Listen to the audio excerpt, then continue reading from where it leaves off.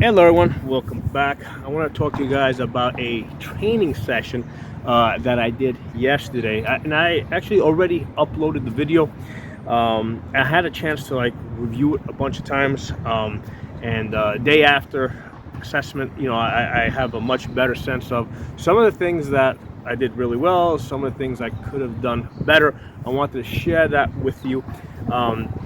So this is in this training session. What I did is I had the student, all right, kind of become the instructor in the sense that the student was going to tell me how to move through a shooting location and what targets to shoot at. Okay, so now this student was familiar with this location, so they had some general idea of the layout. Okay, although they weren't that familiar with it. So one of the things that I was really happy, and I wasn't even planning, I wasn't even doing it intentionally, it just worked out that way naturally, just because of my experiences while I was shooting. I was very conscious of where the student was before I was shooting. So basically I was doing a scan and assess before I shot. Okay, so normally when we think of scanning and assessing, we think of it as you're doing it after you shoot, to scan for additional threats. Okay, also to break tunnel vision. I've discussed that in other videos, but without even realizing it, in the post video analysis that I did, is I was instinctively using the scan and assess, same technique, same method of, same exact method, but I was using it to not so much see where the additional threats are, but to basically see where the friendlies were. Okay, so I was using the scan assess before I shot. So I don't think I've never heard that covered before. I've taken lots of gun training classes, and we talk about scan and assess after we shoot. I've never heard anybody talk about scanning and assessing before you shoot. And it just came naturally to me because I was with another person, right? And it wasn't like a two-dimensional range where we were standing on a flat line, we're shooting in one direction, where I knew where I was supposed to be, I knew where the targets were going to be, and I knew where the other person or the other people on the range were going to be. Okay, this is a 3D environment where I don't know where the targets are, I don't know what direction we're moving in, I don't know what targets we're shooting at. So in that type of environment, I needed to be aware of where the other person or other people are before I shoot. Okay, so that's the first thing I want you guys to look for in the video. Okay, so that I was very happy with myself. I wasn't planning to do it. It just again, I've done it before because I do this type of thing regularly, but I never really paid attention to myself, that I just naturally do a scan assess before I shoot on a 3D range. Okay, so that's the first thing that I think is worth looking at. Okay, the second thing that I was doing intentionally, because I have my students do it as we're moving. Basically, I don't draw the gun from the holster until I'm ready to shoot. So when the student was telling me to go to this tree or go to that tree or go to the other tree, I moved to that tree. I did my scan assess to see where the friendlies were. We did a pointing verification. So the student pointed to me where they wanted me to go to and what target they wanted me to shoot at, right? And the reason why we did the pointing, because here's the thing: if I'm standing like this and you tell me to shoot the target to my right is that way. But if I'm standing like this, target to my right is that way.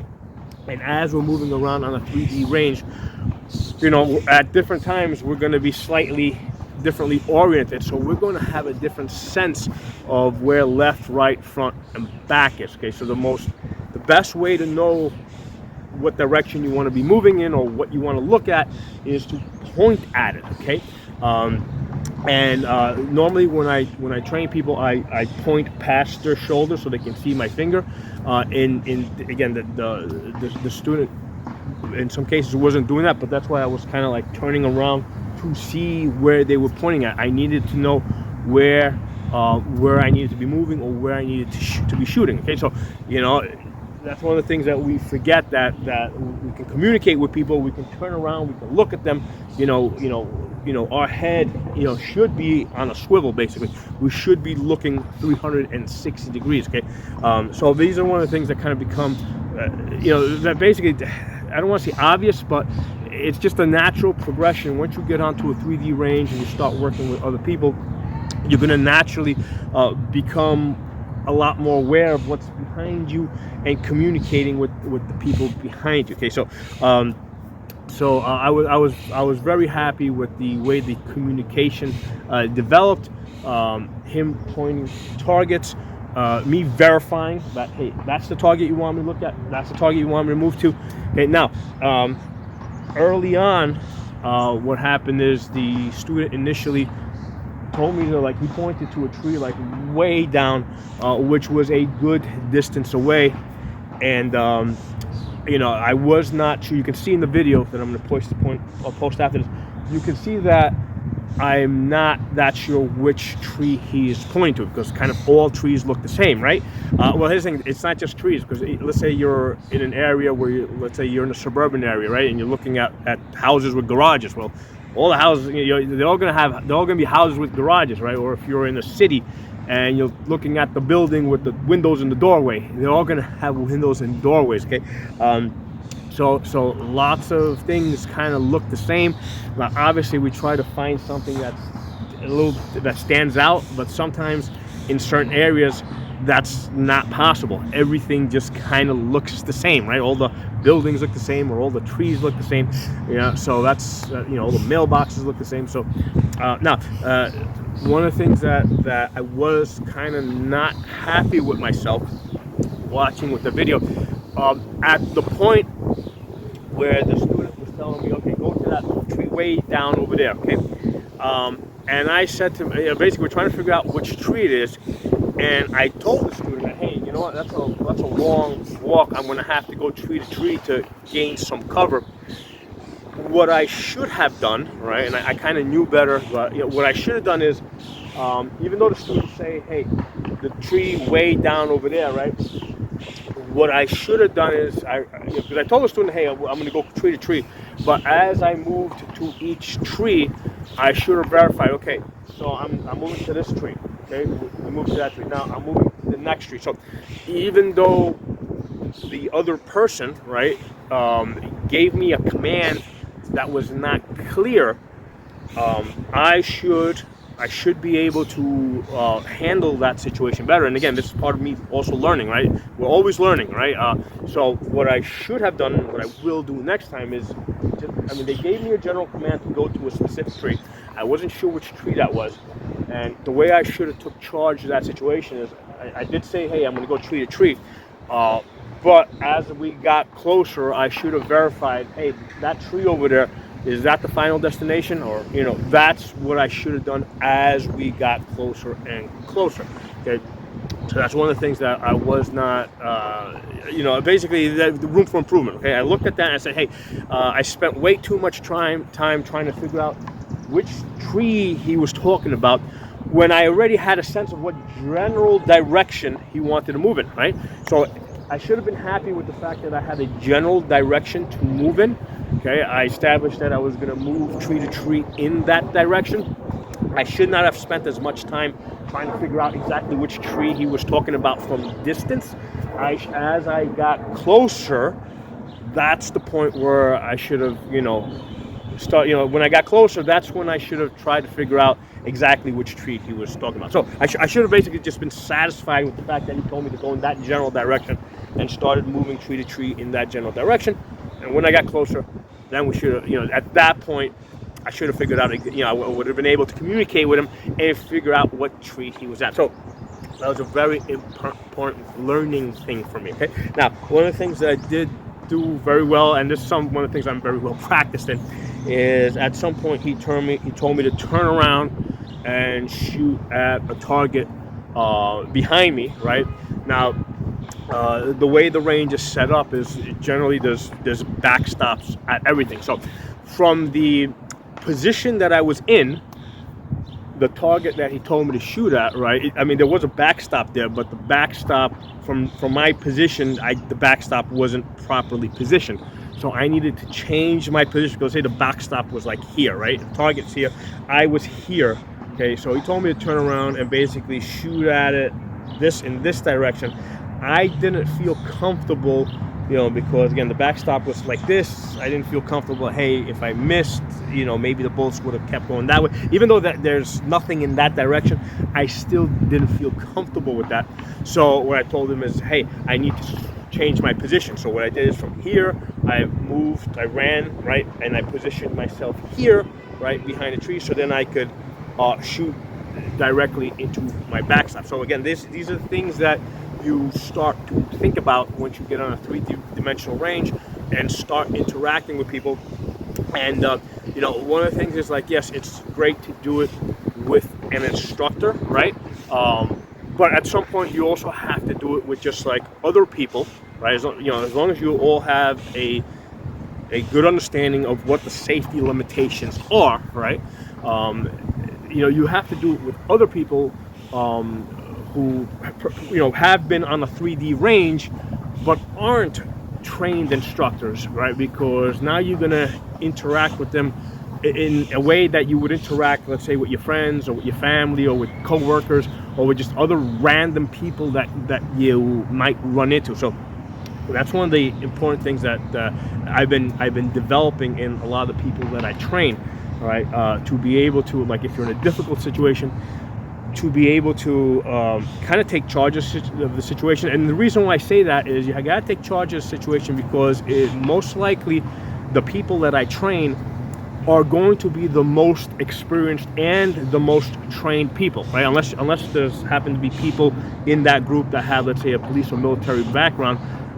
If it's just a group of, you know, civilians, right, who've never done any police or military service, most likely my trainees are going to be the most experienced people in that group. Okay, so they you know, if there's some craziness going on and if they are the most experienced person, they need to assert that. Now most likely the answer would be, hey, we're just gonna hunker down over here, take cover, and you know, because we don't know exactly what's going on out there. In most cases, that's probably going to be the right answer. Okay, the right answer to that problem. But in some cases, it might be, hey, this position is dangerous, right? We're out in the open. There's bullets flying around. We need to get to a better position of cover. So there might be some situations where you have to move, or there might be a situation, hey, our kids are over there. You know, we need to get to our kids because we don't know what's going on over there. You know, so that might be another situation, another reason why you might have to, why you can't just hunker down, why you need to leave your position to go somewhere else. Okay. Now, one of the other things that I discussed with this trainee, which it's something that's come up on a number of occasions, is you might have a whole bunch of other less experienced people, but they may not be willing to accept you or acknowledge or even know, right, or believe that you are the most trained person in the group. Okay, so that's where you kind of have to assess, okay, fine, you know, what are these? How are these people moving? What do they know?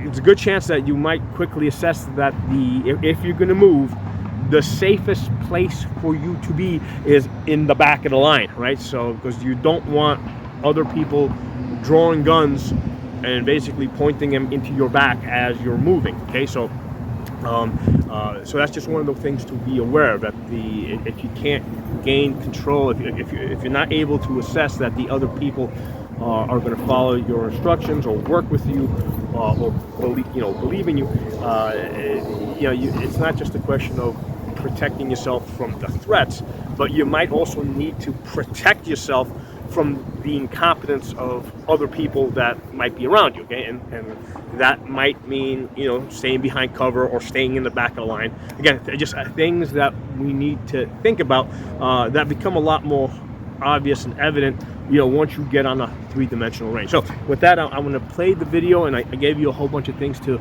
think about, okay, and like I said, I pointed out the things I think I did very well. I pointed out the one thing that I think I definitely could have done better on, where again we were trying to figure out exactly where this person was asking me to go, and it wasn't clear, and I think I spent way too much time trying to figure out what he was saying rather than understanding that, hey, he gave me a general direction.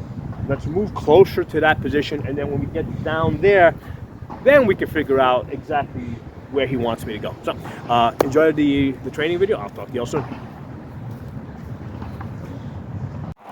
Got it? Okay, good. So the idea here is that even though I'm normally the instructor, right, as somebody that's been training with me for more than 2 years, in many cases, you're going to be the most experienced person. So you also need to be able to guide other people and communicate with them. And in many cases, this is something that you have to kind of develop on the spot, right? Because these aren't people that you're going to have ever met before, okay? So you have some idea of the layout of the shooting area. So you are going to now direct me and tell me where you want me to shoot, where you want me to move, and what you want me to shoot. So go ahead. You're in charge. Get up to the tree over here. Which one? Right here on the right. Here? Yep. Keep going. No, one more. One more. Keep going. This Which tree. one? Which That one? one? Yep, right there. Now get to the tree right over there. That big one right down there? No, to the right. This one right here? Right here. No, right here. Right there. This one here? Nope, right there. That one? That one, yeah. The big one over there? Yeah, but Right. the first big one right here. That's a long walk, so I'm going to have to go from tree to tree to get there. Yep. Okay. So I don't go that direction.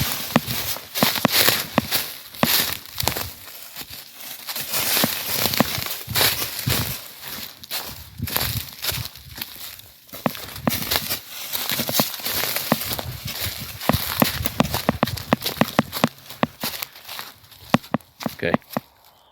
Which way? Take the shot at this small target over there. Right, the small one? Small one, yeah. 2 shots.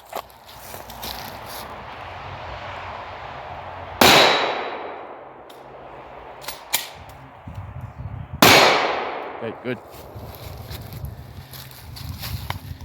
Get behind this tree right here. That one right there? Yep.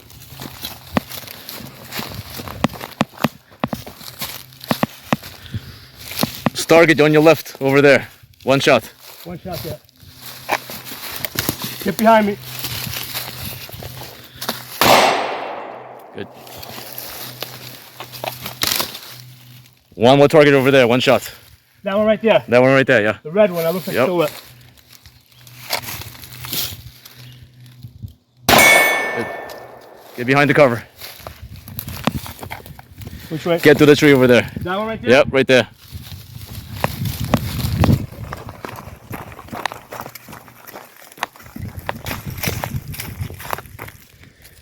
You're gonna hit the target over there, but that one, okay, yeah. Fine. Get behind me, and I'll find the best way to get that shot.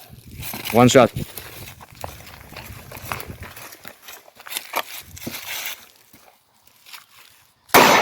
Good. I'm gonna do a tactical reload. Yeah.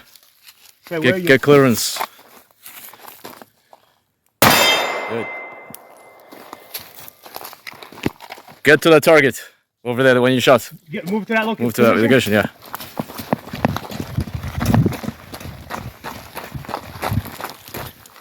Okay, the target is in the front of you.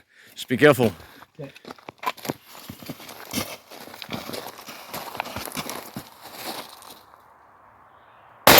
Good. 1 more shot. 1 more. Good. Keep moving. There'll be a target on your right. Be careful. Right in front of you. Keep moving.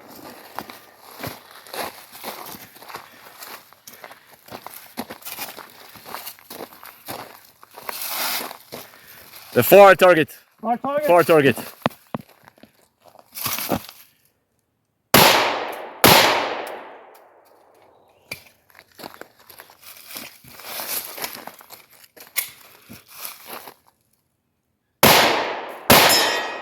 Good. There's threat coming behind us. Behind you. Get behind me. Keep going. You see the target all the way down there, the red target? All the way down. Over there. Right there. Yes, that's the one. That one, okay. Yeah. I have to change my position to get to that target. Let's do it. I'm gonna reholster and I'm gonna move.